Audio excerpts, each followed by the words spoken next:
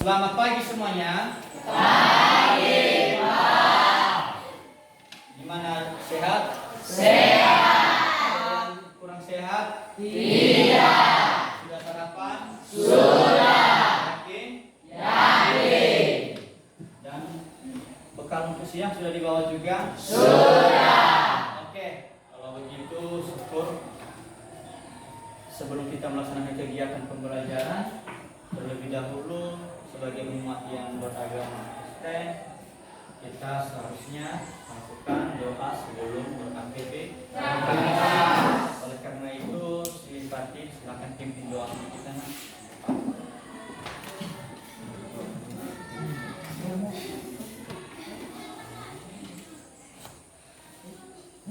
Baik teman-teman, mari kita masuk ke dalam doa.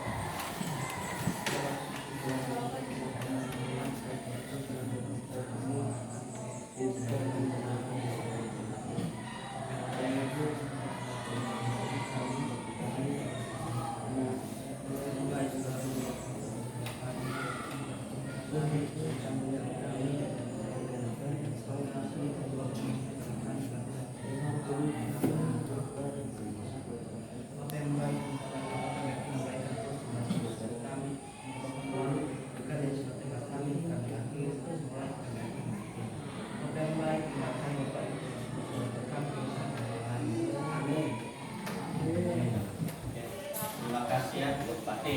Wow. Oke, pada pembelajaran kali ini kita masuk dan studi tentang KKA. Ini pasti hal baru ya, karena sebelum atau tahun sebelum belum pernah ada makul ini. Makul KKA ini atau dengan sebutannya adalah coding dan kecerdasan artifisial.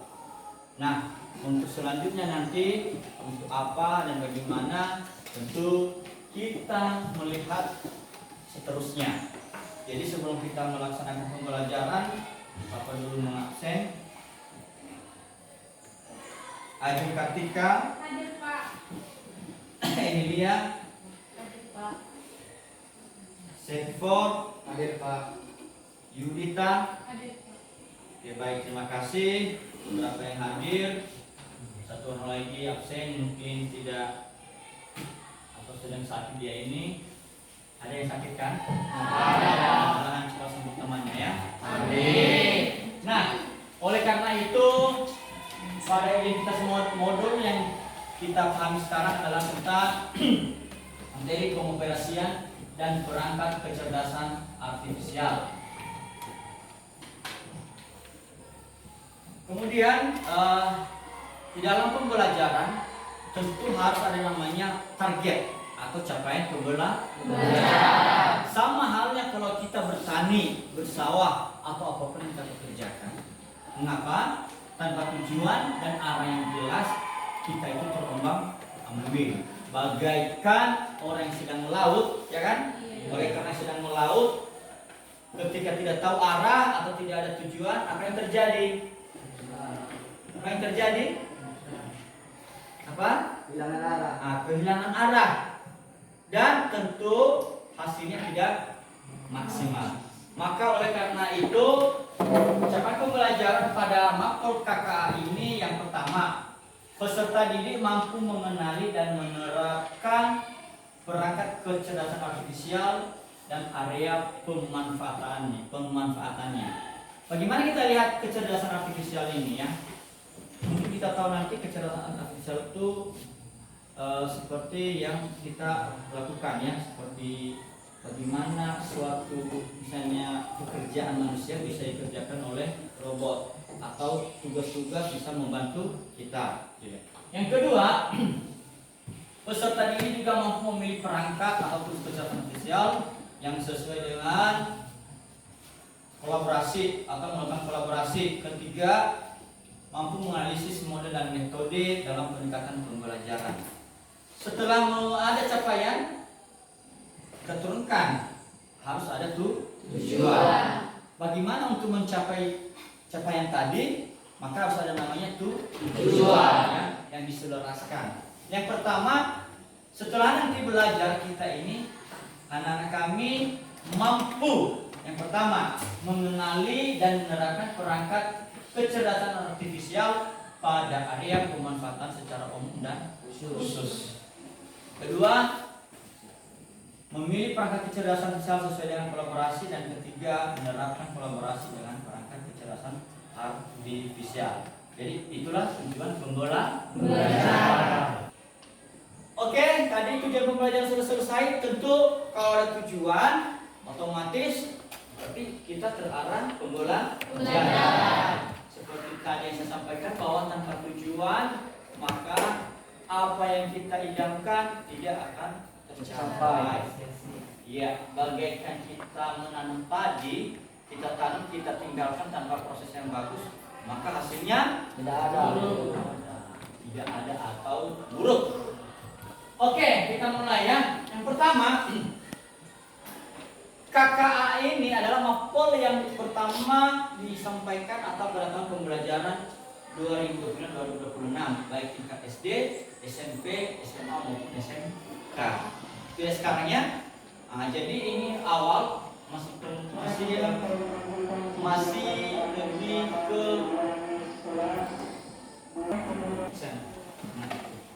Oke, materinya adalah pengoperasian dan pengaplikasian perangkat kecerdasan artifisial. Yang pertama kita lihat, menurut penelitian oleh Yusof dan Novik dalam artificial intelligence mengklasifikasikan KA ini ke dalam 4 pendekatan. Yang pertama, sistem yang berpikir seperti manusia. Pernah buka Google? Pernah buka ChatGPT? Ada yang terbaru lagi Cici ya? Iya. Ada ya, yang terbaru atau banyak yang jelas itu. Nah, itu yang kita maksudnya nanti itu namanya kecerdasan artifisial. Maksudnya di sini sistem yang berpikir seperti manusia itu menurut gimana Hati? Pikir. Oke, begini saya buka dulu wawasan kita. Namanya mesin. Mesin ini diciptakan supaya pemikirannya bisa seperti manusia. Contoh apa yang kita cari? Misalnya pengertian virus. Kan muncul ya? Muncul kan? Muncul. Nah, kita sebagai manusia masih dalam keadaan berpikir, mesin sudah mencari. Pernah kan mencari kan? Di Google atau di YouTube ya. Bahkan sekarang kecerdasan artifisial yang kita lihat adalah itu adalah seperti ChatGPT atau Cici ya. Kita manusia masih berpikir, dia langsung menjawab ya. Oke. Itulah maksudnya sistem yang berpikir seperti manusia. Kemudian bertindak seperti manusia. Bertindak seperti manusia gimana? Nah, kita lihat ya. Sekarang banyak kita lihat robotik yang diciptakan bisa membantu manusia. Nah, itu semua kecerdasan buatan manusia. Bisa seperti manusia. Oke. Pernah lihat itu robot kan? Pernah. Terus nanti kalau misalnya lagi di aplikasi misalnya ChatGPT atau Cici, nah kita ketik. Ada tugas kan? Tapi ingat, kita mencari bukan berarti langsung copy paste. Sebelum kita paste ke tugas kita harus apa? Membaca gitu. Paham ya? Nah, namanya aja mesin. Dia tidak memiliki namanya itu perasaan. Ya. Yang ketiga, berpikir secara rasional. Maksudnya gimana rasional, Peter? Itu berpikir secara rasional itu melakukan atau membuat sebuah pertanyaan. Ketika kita bertanya, dia juga memiliki pemikiran yang tepat dan tidak menjawab pertanyaan-pertanyaan lain. Oke. Nah, yang ketiga ada namanya berpikir secara rasional. Coba Peter, gimana menurutmu berpikir secara rasional? Berpikir secara rasional itu yaitu berpikir secara teratur dalam melakukan sesuatu hal. Oke, berpikir secara teratur. Oke, terima kasih.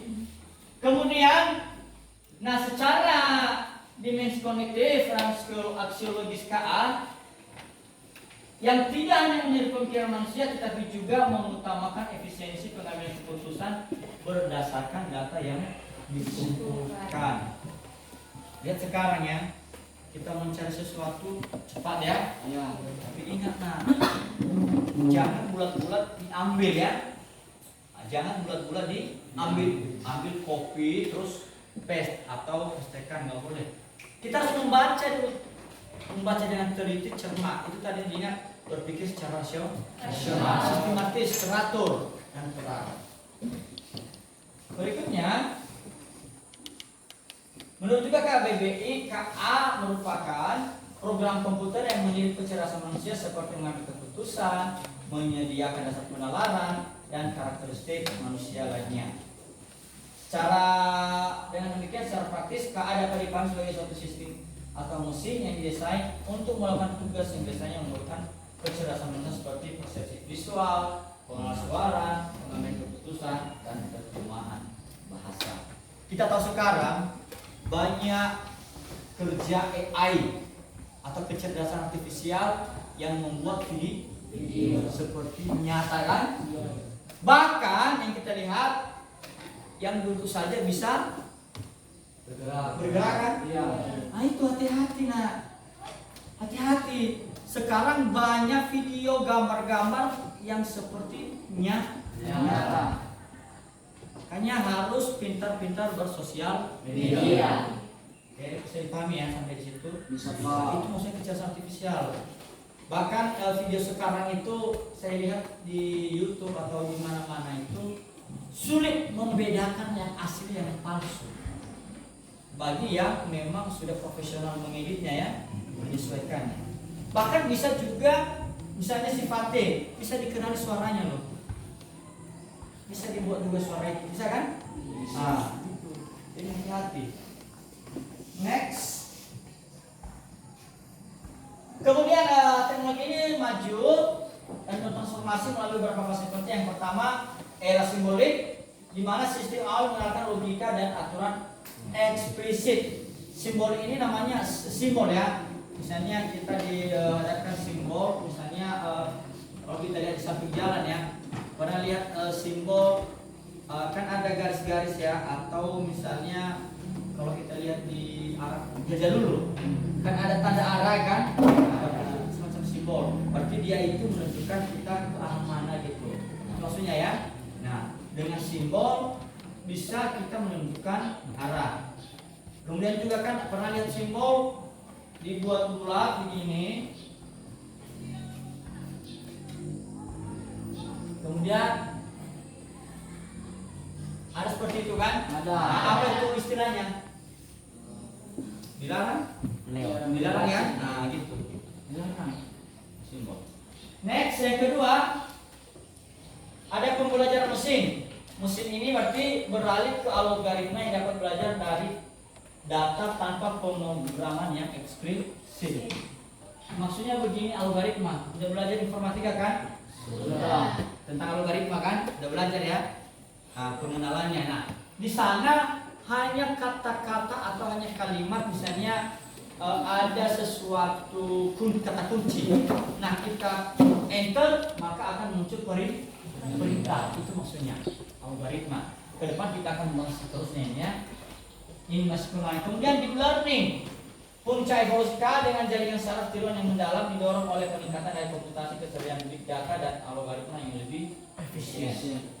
Dulu sebelum ada AI ini kan, videonya rata-rata alami ya, walaupun diedit tapi nyata semua. Dia editnya hanya misalnya ditambah kata-kata gitu kan di bawahnya kan, kemudian dipotong video. Nah sekarang apa yang kita lihat? Bukan hanya dipotong, bukan hanya ditambah, tetapi video yang mati saja yang foto aja bisa bergerak. Nah, itulah hebatnya sekarang AI.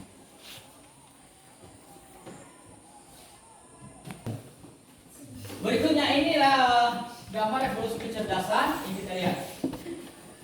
Tadi ada 3 era simbolik, pembicaraan mesin dan deep learning. Di sini kami menggunakan sistem berbasis logika dan aturan.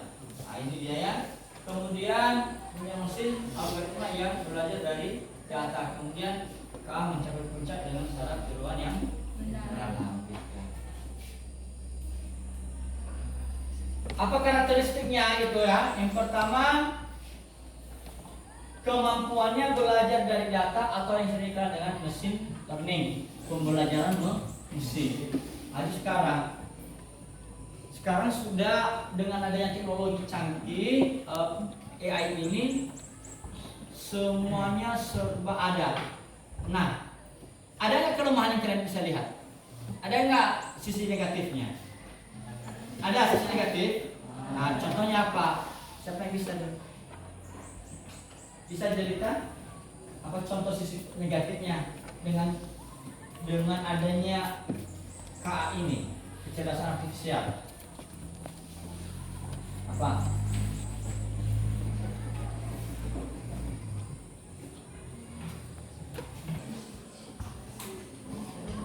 Oke, berikutnya itu tadi ya. Dengan adanya KA ini pasti ada yang namanya sisi negatif dan sisi positif. Menurutmu Fatin apa sisi negatifnya? Bisa kenalan sama orang lain. Kenalan ya. Positif lah itu dong.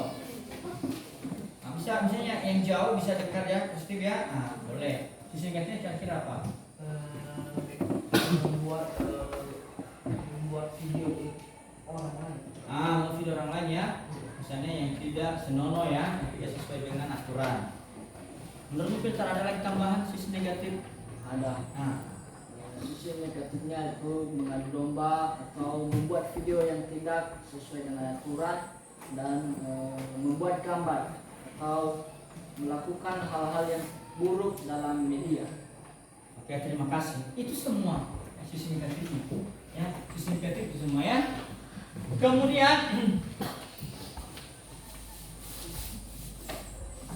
nah, inilah perbandingan perbandingan KA dan kecerdasan manusia. Pertama, untuk KA tidak memiliki perasaan, hanya mengikuti instruksi. Siapa yang bisa bikin contohnya maksudnya gimana ya? Silakan. Yaitu tidak memiliki perasaan, hanya mengikuti instruksi sendiri. Yaitu seperti berpikir sendiri dan memiliki perasaan. Yaitu dia tidak berpikir seperti kita manusia, dan dia hanya berpikir ketika kita seperti AI, ketika kita mengatakan buat ini, dan dia juga melakukan tanpa ada perasaan yang dimiliki seperti manusia. Oke, ada yang lain? Tambahan? Ada? Oke, tidak ada. Kita jelaskan ya sedikit. Nah, namanya mesin. Misalnya cari bentuk ayam sama saya, maka itu yang dicarinya. Tidak ada yang lain-lain. Tapi kalau manusia masih berpikir ya, namanya punya perasaan. Lalu kalau dibilang misalnya pukul dia, pasti sebagai manusia berpikir. Kalau robot ikuti apa yang perintah dibikin, diikutinya kan, itu bedanya. Tahu kan? Bisa dipahami? Bisa. Itu perbedaannya ya, secara mendalam tentang KA dengan manusia. Kedua, belajar dari data dan program yang diberikan. Bisa belajar banyak hal yang berbeda dan beradaptasi dengan lingkungan melalui interaksi sosial. Apa yang contohnya? Belajar dari data. Ada data nanti yang diberikan ke mesin, dia proses. Apa yang kita berikan perintah, dia ikuti. Tidak ada tambah-tambahan. Kalau manusia, dia menyesuaikan dengan lingkungannya. Kemudian hanya memahami hal yang ada dalam datanya. yang dia pahami yang sudah diprogramkan. Contoh HP ya. Nah, kan HP punya program ya. Nah, apa yang ada di dalam situ itulah yang dikerjakan. Manusia bisa berada di luar ya. Oke. Contoh kan yang kita lihat manusia sudah diatur dia, dilarang ribut. Nah, tiba-tiba bisa ribut kan? Bisa nggak? Bisa. Kalau dia misalnya robot atau sudah diatur, sudah diinstruksikan, tidak ada lagi tuh dibilang A, B, C, udah itu aja dia. Bisa kan? Bisa mampu dibedakan itu? Bisa. Nah, oke. Kedua, berikutnya hanya membuat keputusan berdasarkan angka dan pola. Bisa membuat keputusan dengan pertimbangan emosi, nilai moral dan etika. Dalam menyelesaikan masalah, pasti manusia berpikir secara emosi, nilai moral dan etika, tidak secara langsung mengambil keputusan. Kalau dia mesin atau KA ini sesuai dengan perintah bosnya gitu, sesuai dia diinstruksikan. Contoh kan kita misalnya ambil kamera, kita foto orang. Kita misalnya buat 4 megapiksel kameranya kan, makanya sampai di situ dia. Kita zoom dia 2 kali juga, nggak gara-gara lagi tuh atau bertambah nggak. Jadi mesin ini apa yang diperintahkan, apa yang diinstruksikan, itulah Yang dilakukan. ya. Nah, ini dia ya. Ini proses KA. Ada data, ada pertanyaan, perintah suara, teks, gambar. Yang keempat ini, maka ada prosesnya itu, ada algoritma, proses. Setelah itu keluarannya adalah prediksi dan outputnya adalah keputusan, hasil seri, prediksi dan saran. Nah, jadi dalam hal ini kita lihat dengan KA ini atau mesin pencari yang kita lihat bisa secara otomatis pakai mesin ini bisa menentukan nilai jumlah, nilai tertinggi dan terendah. Kalau manusia enggak itu. Masih diprosesnya kan? Iya. Kalau mesin langsung ke perintahnya, misalnya jumlah apa perintahnya udah langsung. Manusia masih berpikir. Bisa dipahami ya? Bisa dipahami sampai di situ? Bisa. Nah, pembelajaran kita sudah berakhir. Untuk sebelum berakhir, kita harus menarik kesimpulan apa pembelajaran kita yang sudah barusan selesai. Oke, kira-kira dari anak kami siapa yang bisa memberikan kesimpulan kemudian saran supaya pembelajaran kita dapat berlangsung dengan lancar berikutnya? Silakan. Ya. Jadi kesimpulannya kecerdasan manusia dengan kecerdasan artifisial itu sangat jauh berbeda.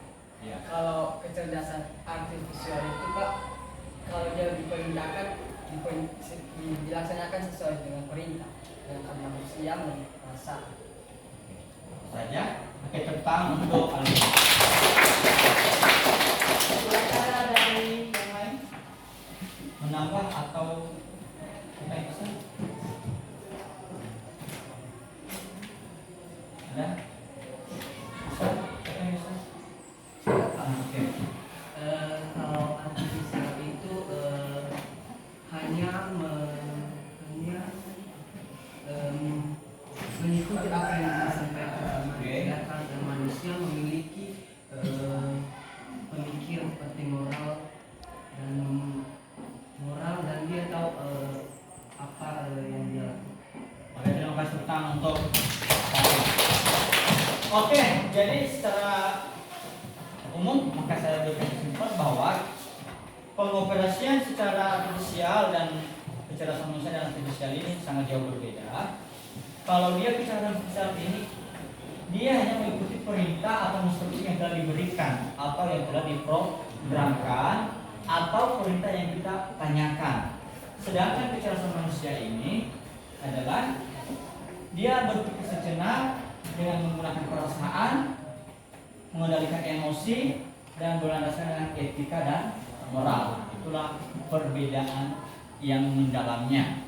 Kemudian mesin ini lebih cepat pemikiran daripada manusia. contoh menghitung data, misalnya jumlah, nilai rata-rata dan nilai apapun lebih cepat dari manusia. Dengan saja mesin itu maka lebih cepat. Bisa dipahami? Bisa. Nah, jadi oleh karena itu sampai di sini perjumpaan kita. Minggu depan kita masuk kembali dan jangan lupa belajar, ya, belajar. Dan lanjutannya adalah tentang kecerdasan artifisial, pelajari dan pahami. Sekian dan terima kasih. Selamat pagi. Yahoo. Yahoo.